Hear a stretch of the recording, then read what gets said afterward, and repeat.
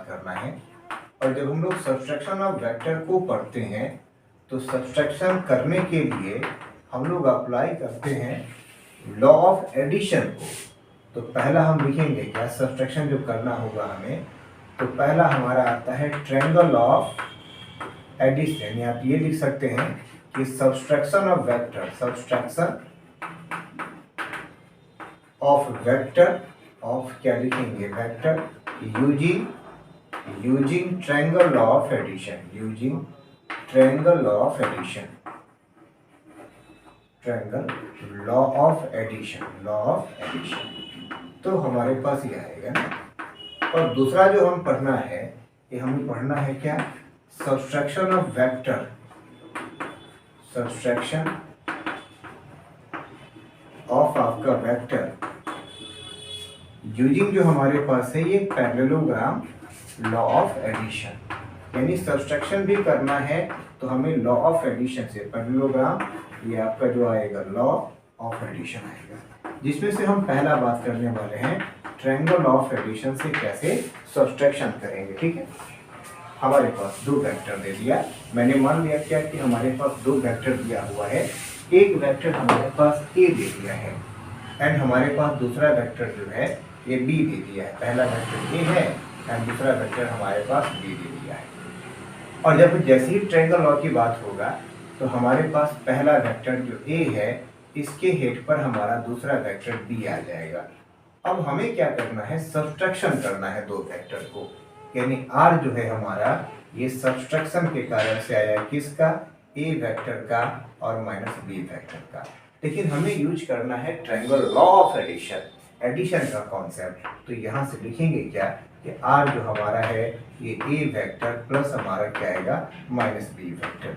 यदि आप इसको रिजल्टेंट कह रहे हैं, यदि ये रिजल्टेंट है और तब हम कहेंगे कि ये रिजल्टेंट किसका है, ए वेक्टर का माइनस बी वेक्टर का।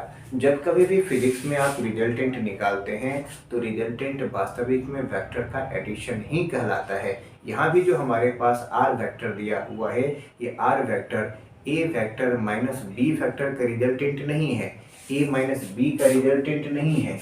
ये जो रिजल्टेंट है A vector plus minus B vector का रिजल्टेंट है, यानी इस दोनों वेक्टर का रिजल्टेंट है। हमारे पास पहला वेक्टर ए तो आ ही गया, दूसरा वेक्टर बी है, लेकिन हमें चाहिए क्या, माइनस बी चाहिए। तो माइनस बी के लिए हम इस वेक्टर को जस्ट अपोजिट करेंगे और अपोजिट करेंगे, जो मैग्नीट्यूड इसका होगा वही मैग्नीट्यूड हमने इसका दे रखा है और हमारे पास ये क्या कहलाएगा, माइनस बी वेक्टर। और आप जान रहे हैं यहाँ से कि पहला वेक्टर ए है दूसरा वेक्टर बी है, दोनों की सहायता से आप रिजल्टेंट निकाल रहे हैं और ट्रायंगल लॉ के अनुसार से पहले वेक्टर के हेड पर दूसरे वेक्टर का टेल रहेगा तो रिजल्टेंट पहले के टेल से लेकर के दूसरे वाले का हेड आएगा, यानी ये रिजल्टेंट आर है। ये रिजल्टेंट किसका है, आर, और आर किसका रिजल्टेंट है, ए वेक्टर का और माइनस बी वेक्टर का। इसी को जब लिखिएगा तो हमारे पास ए वेक्टर प्लस माइनस कितना आएगा, माइनस, ये बी आएगा। तो दिखने में लग रहा है क्या कि हम दो वेक्टर को माइनस कर रहे हैं, लेकिन वास्तविक स्थिति में हम दो वेक्टर को जोड़ रहे हैं, क्योंकि रिजल्टेंट का मतलब जोड़ना ही होता है। किसको किसको जोड़ रहे हैं, तो हम ए को जोड़ रहे हैं और माइनस बी को जोड़ रहे हैं। ठीक है, अब हम जब ट्रायंगल लॉ पढ़े थे तो इस एंगल को हम मानते थे थीटा। अब हमें जो रिजल्टेंट निकालना है, यदि हम कहें तो रिजल्टेंट जो हम निकाल रहे हैं ये रिजल्टेंट ए और माइनस बी को निकाल रहे हैं।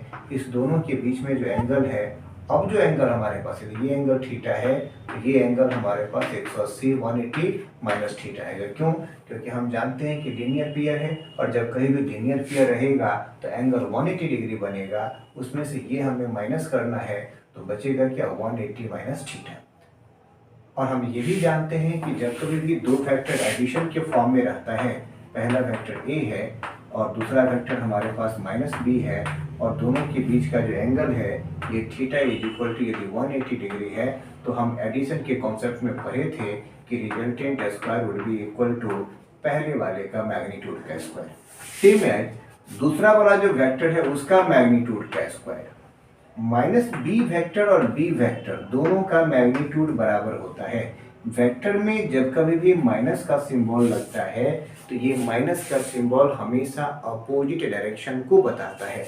हमारे पास भी ये बी वेक्टर इस साइड है और इसका जो मैग्नीट्यूड है वही मैग्नीट्यूड माइनस बी का भी है। इसमें जो माइनस बी है ये माइनस बी ये बता रहा है कि बी वेक्टर के जस्ट अपोजिट में हमने एक वेक्टर लिया है, वही हमारा माइनस बी वेक्टर कहलाता है। ठीक है, अब यदि यहाँ से हम बात करें तो दोनों का b और माइनस बी का मैग्नीट्यूड तो बराबर है ही, इसलिए हमने a का मैग्नीट्यूड की जगह पे a लिखा और माइनस बी वेक्टर के मैग्नीट्यूड की जगह पर भी b ही लिखा। तो a square plus B square plus क्या लिखेंगे 2 पहले वेक्टर का मैग्नीट्यूड फिर दूसरे वेक्टर का मैग्नीट्यूड और दोनों के बीच का एंगल 180 माइनस थीटा।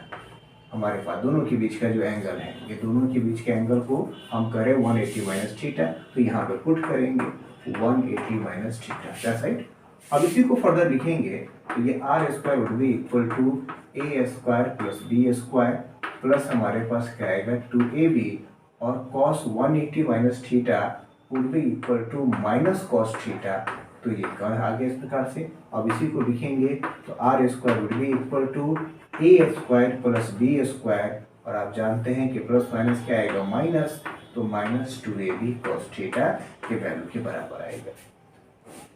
यही हमारा रिजल्टेंट स्क्वायर है। यदि आपको रिजल्टेंट चाहिए तो स्क्वायर रूट लगाइए, ये value would be equal to ये ए स्क्वायर प्लस क्या आएगा बी स्क्वायर और ये माइनस है, ये माइनस इसको लिखेंगे तो ये माइनस और ये 2ab cos थीटा के वैल्यू के बराबर आएगा, 2ab cos थीटा के बराबर।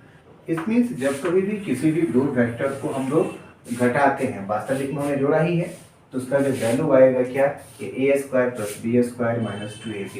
It means A minus B का जो रिजल्टेंट आर है तो हमारा उसका वैल्यू कितना आता है A square plus B square minus 2ab cos theta. अब ये जो रिजल्टेंट हमारा आर है उसका ए वेक्टर के साथ क्या एंगल है उसी एंगल को निकालेंगे। तो एंगल निकालने का रिजल्टेंट का ए के साथ एंगल निकालने के लिए हमारे पास फार्मूला है tan अल्फा और हम जानते हैं कि tan अल्फा बराबर होगा किसी दूसरे वेक्टर का मैग्नीट्यूड b का।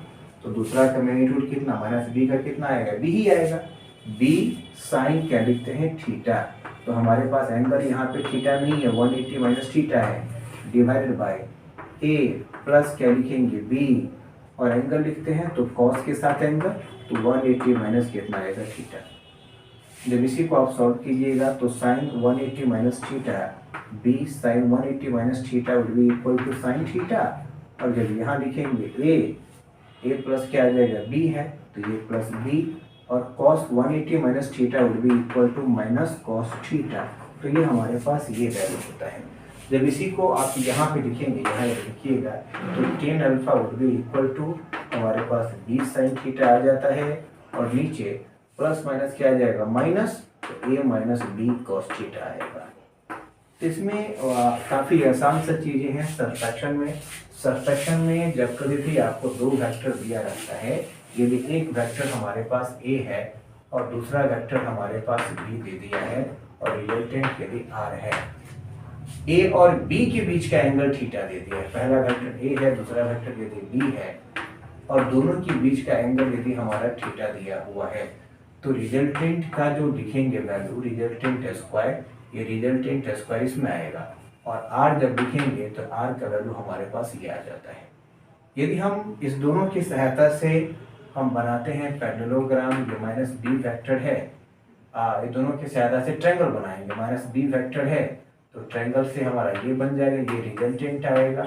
इस रिजल्टेंट का इसके साथ जो ए के साथ एंगल होगा ये अल्फा, तो ये alpha would be equal to कितना आएगा ये b sine theta divided by a minus ये बी कॉस थीटा के बराबर आएगा। रिजल्टेंट कितना होगा तो रूट अंडर हमारे पास ए square plus B square minus 2ab ये कॉस थीटा के वैल्यू के बराबर आ जाएगा। इसको याद रखिएगा।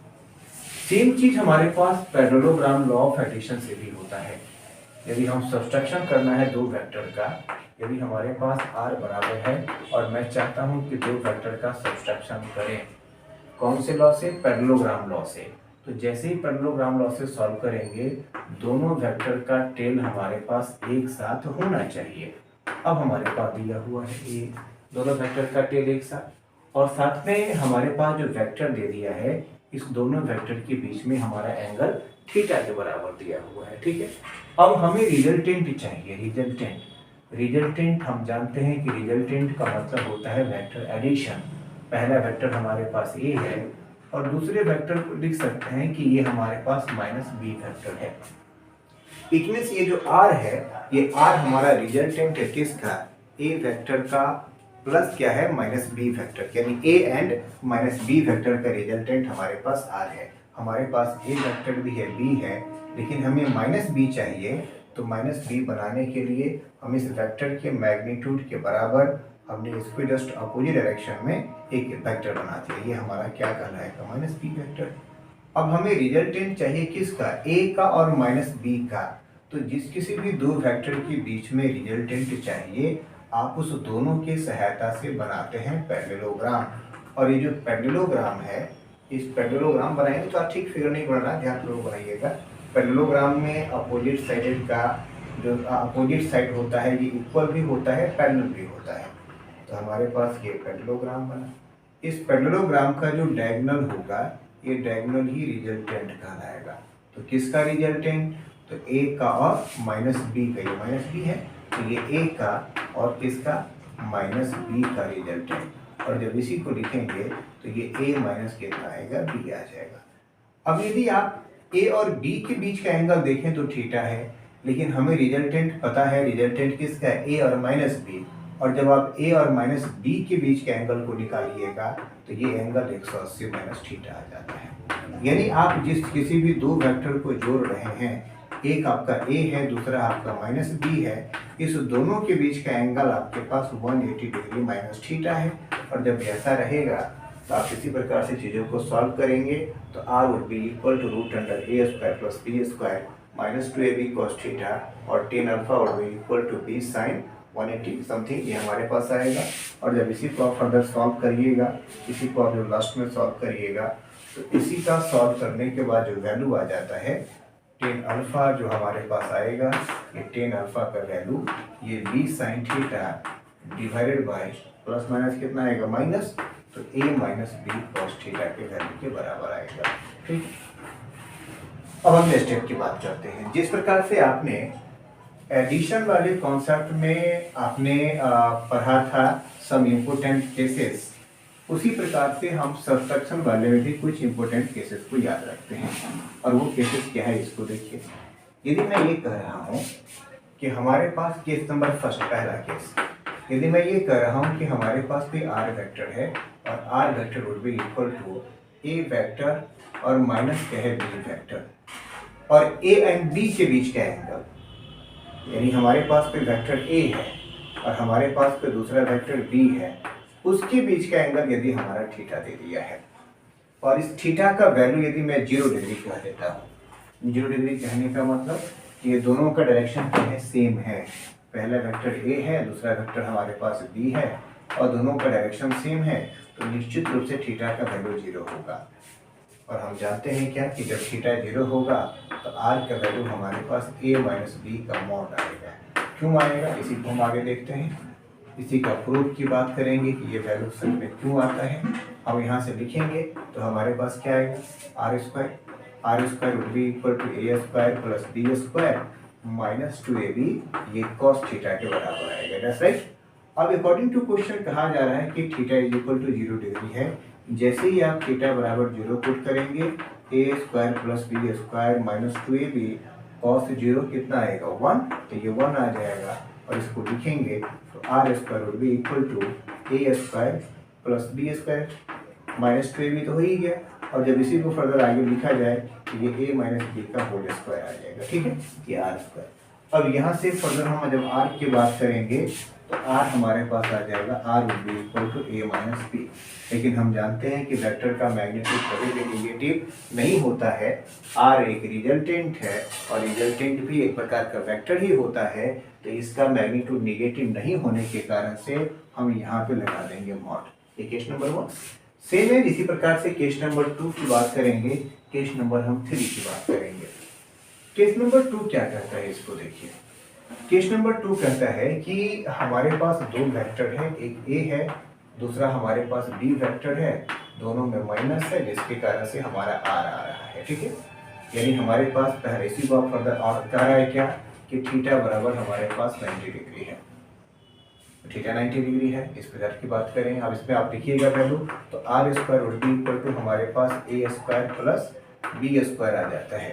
और यदि हम आर की बात करेंगे तो r would be equal to root under हमारे पास ए स्क्वायर प्लस बी स्क्वायर के बराबर आ जाता है। ठीक है, इस चीज को प्रूव भी कर सकते हैं। कैसे, देखिए इसको प्रूव कैसे करेंगे। प्रूफ के लिए हमने क्या कहा, हमने क्या लिया कि हमारे पास दो वेक्टर है, पहला ए वेक्टर है और हमारे पास दूसरा जो वेक्टर है, ये दूसरा वेक्टर हमारे पास बी वेक्टर दिया हुआ है। लेकिन हमें रिजल्टेंट निकालना है किसका, हमें रिजल्टेंट निकालना है ए वेक्टर का और माइनस बी वेक्टर का। और हम जानते हैं कि रिजल्टेंट का मतलब एडिशन होता है, सब्ट्रैक्शन नहीं। तो यहाँ से हम लिखेंगे A vector plus minus B vector, यानी ये जो आर है, आर रिजल्टेंट है किसका, ए का और माइनस बी वेक्टर का। तो हमारे पास बी है, माइनस बी तो दिया नहीं है, तो हम इसी बी की सहायता से क्या बनाएंगे, माइनस बी वेक्टर बनाएंगे। अब ये दोनों के सहायता से बनाएंगे एक पैरेललोग्राम, और पैरेललोग्राम का जो डायगोनल होगा वो डायगोनल ही कहलाएगा रिजल्टेंट, यानी r would be equal to कितना आएगा, ए वेक्टर का और माइनस बी वेक्टर का रिजल्टेंट। और इसी को फर्दर लिखिएगा तो a vector minus B vector. और हम ए माइनस बी के केस में फॉर्मूला भी जानते हैं। जब कहीं भी ऐसा आर बराबर यदि हमारे पास ए माइनस बी रहता है तो हमने जस्ट फार्मूला पढ़ा था कि r square would be equal to A square plus B square, और ये माइनस होता है minus two a b cos theta. तो कॉस हमारे पास 90 डिग्री के वैल्यू के बराबर आ जाएगी। तो थीटा क्या 90 है, दोनों वेक्टर के बीच का जो एंगल है ये थीटा हमारे पास 90 डिग्री के बराबर है। और जैसे ही आप 90 डिग्री पुट करेंगे कॉस 90 जीरो हो जाता है, r square would be equal to A square plus B square minus two a b cos 90 तो जीरो आ जाएगा, तो सब टर्म जीरो हो जाएगा, यानी r square would be equal to A square plus क्या आएगा बी स्क्वायर। और जब आर की बात करेंगे तो आर बराबर root under a square plus B square के बराबर आ जाएगा। ठीक है, ये चीज है। अब अगला इसका डायरेक्शन क्या होगा, अल्फा क्या होगा, ए का आर के साथ रिलेशन क्या होगा। तो जब आप लिखिएगा टेन अल्फा लिखिएगा, यहाँ पे टेन अल्फा हमारा नेगेटिव होगा, क्यों, क्योंकि हमारा क्लॉकवाइज डायरेक्शन में है। और टेन अल्फा लिखिएगा तो टेन अल्फा कितना होता है, बी साइन थीटा, तो बी साइन 90 डिग्री है ना। अब लिखेंगे तो ए माइनस कितना आएगा, बी कॉस क्या आ जाएगा 90 डिग्री हमारे पास। तो हम इसको लिखेंगे तो ये बी साइन 91 और ये कॉस 90 जीरो, तो जीरो के साथ ये भी जीरो होगा, तो ये बी बटा ए आएगा। तो टेन अल्फा बराबर हमारे पास बी बटा ए आ जाएगा। तो टेन अल्फा का वैल्यू बी बटा ए आएगा। लेकिन ये टेन अल्फा हमारे पास जो अल्फा है, ये अल्फा पॉजिटिव नहीं है, नेगेटिव है। क्यों, क्योंकि अल्फा हमारा क्लॉक वाई डायरेक्शन में है, और हम जानते हैं कि क्लॉक वाई डायरेक्शन में एंगल हमारा नेगेटिव होता है और एंटी क्लॉक वाई में हमारा एंगल पॉजिटिव होता है। ठीक है, अभी हमारे पास दूसरा केस है, तीसरा केस कहता है क्या कि यदि हमारे पास दो वेक्टर दिया है, एक वेक्टर हमारा आर है, हमारे पास दो वेक्टर है, ए है और दूसरा बी वेक्टर है, दोनों की माइनस की बात कर रहे हैं हम लोग, और दोनों के बीच का जो एंगल है ये angle theta would be equal to 180 degree. तो इसका रिजल्टेंट आर बराबर हमारे पास ए प्लस बी आ जाता है। सेम उसी प्रकार से प्रूव करेंगे जिस प्रकार से बाकी को हमने प्रूव किया है। अब केस नंबर ये हमारे पास कितना है, केस नंबर 3 है, और हम बात करें केस नंबर 4 की बात करें। केस नंबर 4 ये कहता है कि यदि आर बराबर हमारे पास दे दिया है A vector minus B vector, ठीक है, और साथ में ये भी कहा जा रहा है कि जो ए का मैग्नीट्यूड है वही बी का मैग्नीट्यूड है। तो उस कंडीशन में आर जो हमारे पास आता है ये r would be equal to 2a sine theta बटा 2। इसका डेरिवेशन काफ़ी लेंदी है। आर इज इक्वल टू, आप इसको बस याद रख लीजिए। और जो अल्फा होता है ये अल्फा बराबर 90 माइनस थीटा बटा 2 के वैल्यू के बराबर हो जाएगा। जब हमारे पास प्लस था और ए और बी का वैल्यू बराबर था तो resultant would be equal to 2a sine theta बटा 2 था। लेकिन जैसे ये माइनस हो गया तो ये हमारे पास जब हमारे पास प्लस था तो कॉस थीटा में था, और जैसे ये माइनस हो गया तो हमारे पास साइन थीटा में ये रिजल्ट आ गया। जब हमारे पास प्लस था तो थीटा बराबर आपका अल्फा बराबर थीटा बटा 2 था, और जैसे ये माइनस हो गया अल्फा बराबर 90 माइनस थीटा बटा 2 की वैल्यू के बराबर आ गया। तो ये हमारा वेक्टर के सब्ट्रैक्शन का कुछ इंपॉर्टेंट केसेस था।